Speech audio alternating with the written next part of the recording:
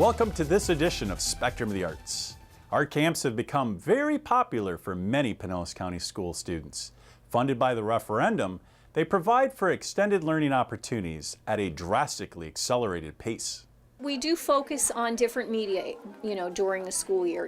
We have a curriculum that we follow, and it's based on units of study by media. So the children are already familiar with a lot of these areas, but the fact that they can work on it for an extended period of time rather than that little short 45 minutes allows them to kind of get into that art zone. Because usually in the classroom we start something and then it's, oh, time to clean up, and that's kind of just when they're starting to get into it and they don't want to stop. So it's allowing them more time to dig in a little bit deeper. It's giving them art from 5 different perspectives because we have 5 teachers in the room, kind of circulating, helping out, giving suggestions, encouraging them. So there's a lot more one-on-one. I would say that's a big thing. There was a new look to the visual arts camp at McMullen-Booth Elementary this year. And now this year, for the first time, we're kind of blazing a new trail here. It's a traditional media camp where the students work with traditional art supplies. We're focusing on 5 different media. We're doing drawing, painting, fiber arts, printmaking, sculpture, and we did a digital art lesson on an iPad. So we're in those 5 areas. It's a lot to cover in 4 days, we're discovering. This year's camp featured 5 instructors, one of which was Ellen Darjanap, who worked with students, teaching cartooning concepts. They love that connection to cartoons, and they love that they can break rules and, go off with color, and so it works out really well. But I do a PowerPoint introducing them to an artist, contemporary artist, Jim Rizzi. I did show them some work by Pablo Picasso of his faces, and we kind of looked and analyzed sort of what kind of technique did he use, what things did he incorporate into his painting of the faces, which ended up sort of bringing it together to black outline, bold colors. So we compared and contrasted a little bit, and so then I went off on that to them creating their own character.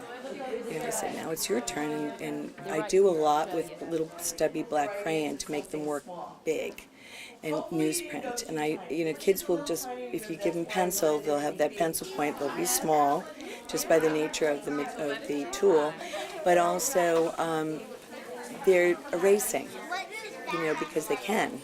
And you don't want to do that. You want them to be loose. So I like them to have the large newsprint paper, and I said, I want you to just work big, try this out, try these shapes out, and just get your juices growing. And of course I demonstrate numerous big shapes and how we can use a triangle.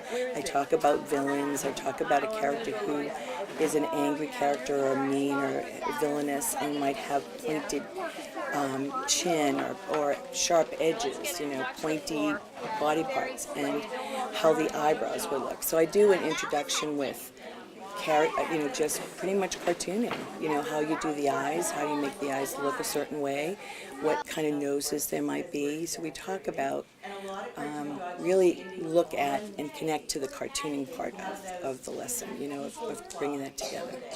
It was an action-packed event, as attested to by some of the campers.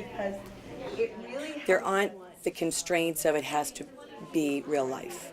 And I think as soon as you take that away, especially when you get in 4th and 5th grade, they get very, ooh, I can't do that. They think the teacher's work, and I particularly back off and don't like to show my work. I usually like to show another class as we move along, samples anonymously from another class that are 5th graders or 4th graders that they can more relate to, and we'll talk a little bit about what works, what doesn't work that way. But this project, it really is big shapes. It's a lot of easy shapes. That's the whole way I teach kindergarten to draw, is using simple shapes. And first we trace them, and then we free draw those shapes, and then we build from that. So it's keeping the 5th graders relaxed so that they will be open to create. And they're sort of feel invited they can do this. They feel more invited they can do it. It's safe. You know, when you have it open-ended so that they can create their own, and you have it with shapes or building blocks that they can do, you know, as soon as they have a little bit of success, then they just, you know, it just builds on, you know, being more self-assured about it, and they do great. Perhaps go back over and clean your edges when that's dry, maybe with the crayon. Okay. But I love her. Are you going to bring the curls back into her hair with the black crayon? I would do that. That's great. And her eyebrows. We've actually, believe it or not, compacted in this 4-day art camp. They're actually having as much time as they have throughout the entire school year.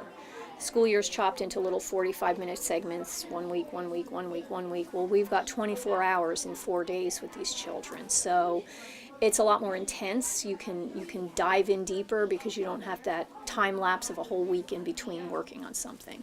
Every morning we warm up by drawing, so we could do like more stuff, like more serious things in the afternoon. So we draw in the morning and then do more stuff in the afternoon. I was drawing like dogs and puppies, and yeah, we drew them at a letter of letters. I learned how to sew. I learned how to draw new things. I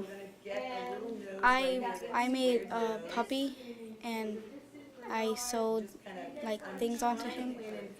So it's cute. McMullen-Booth Principal Susan Manch summed up the compact conditions experienced by the campers. This is a year's worth of art instruction in 1 week.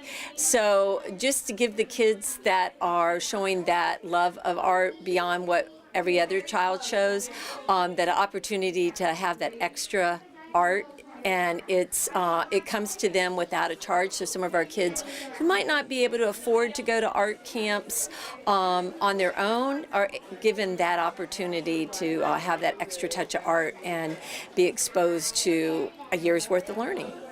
We're using the referendum money to support this camp happening for all of our kids. So this is an opportunity a lot of them would not have had without their support. So we really appreciate it.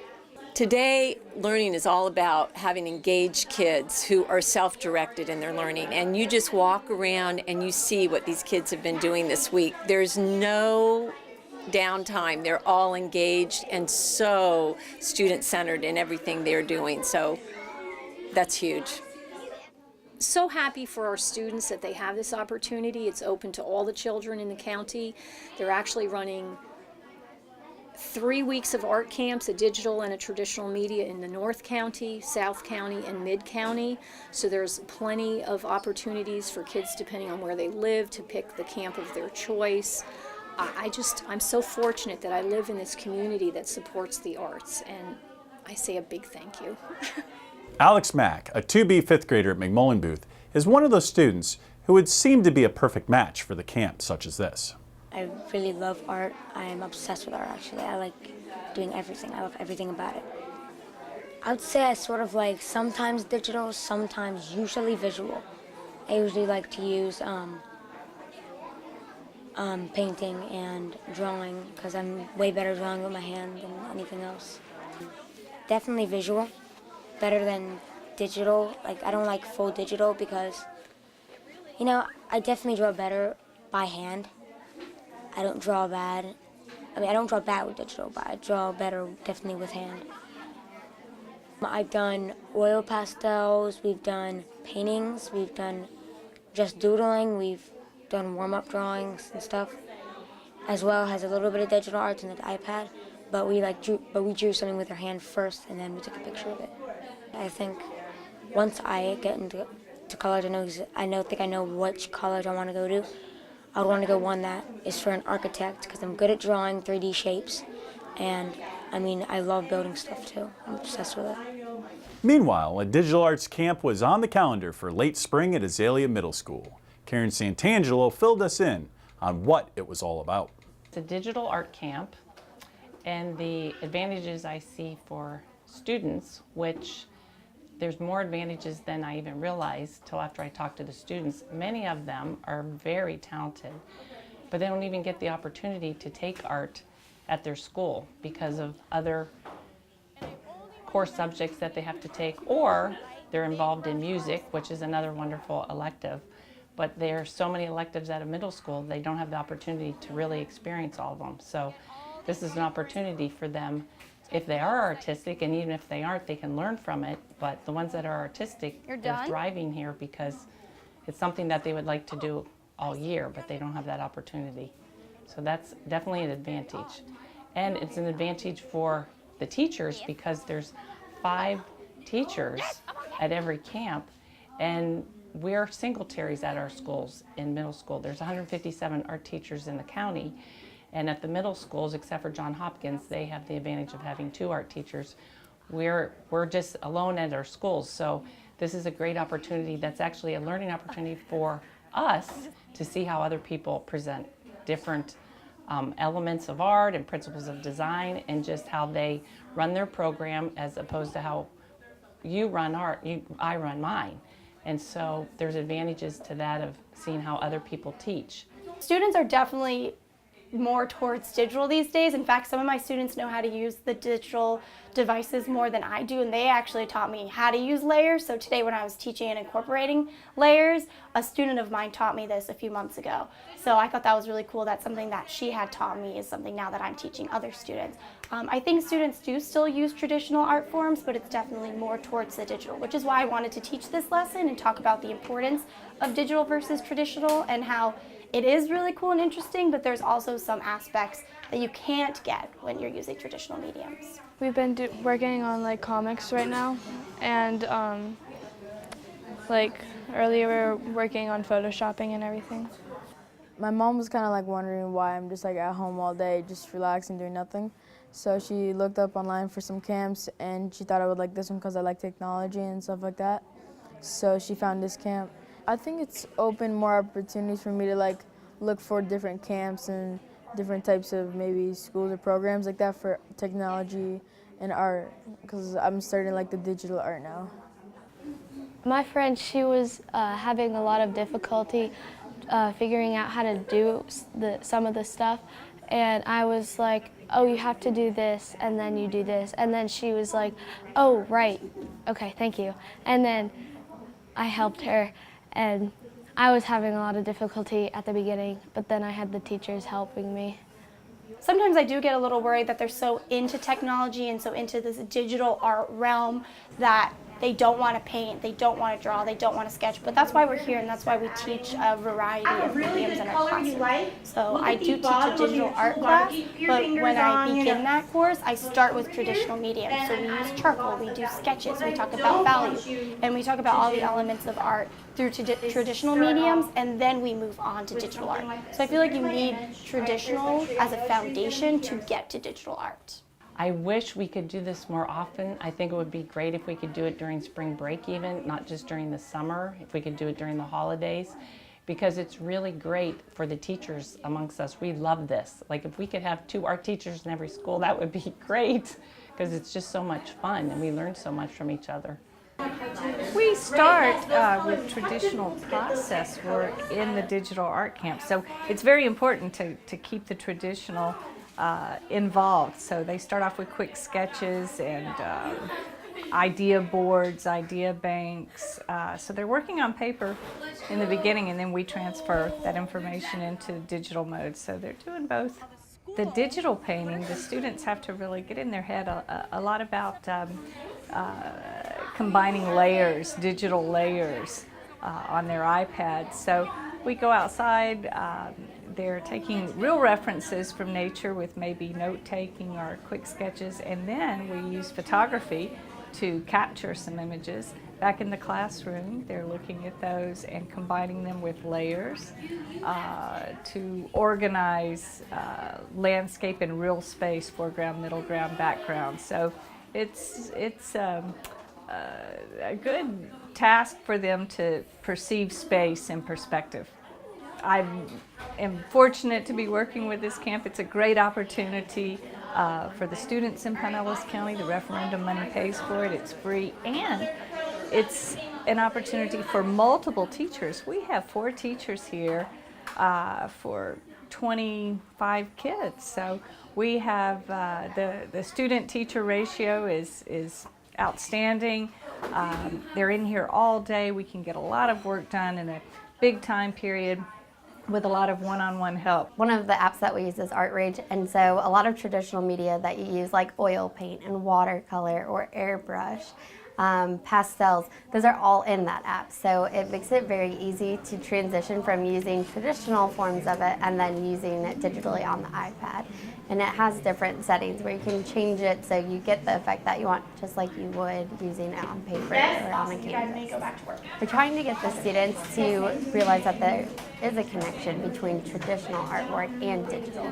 So sometimes I like to think that digital is so much easier because it is used on technology and tablets, which they are used to, but it's really so similar to painting and drawing, which we do a lot in our classroom throughout the school year. So I think it helps us to connect those dots for them and to teach them new techniques that they can use later on. We have kids at a whole bunch of different levels. So we have some who aren't exposed to using a lot of technology, whether it's at home or it's at school. And then we have kids who come in and they're like, oh yeah, I can show you how to do that. And they're able to help us, which is excellent because then we can show the other kids. But I don't think we ever get to a point in the camp where any kid is going to say, oh, well, I know everything now and I don't need you to show me, because there's so much that you can do on the iPads and so many different programs and applications that can transform and manipulate artworks into different ways. I think this camp is wonderful for all of the teachers because we really learn so much from each other and we're able to inspire each other, whether it's a new project or a classroom management technique that we don't use in our classroom or something that can help.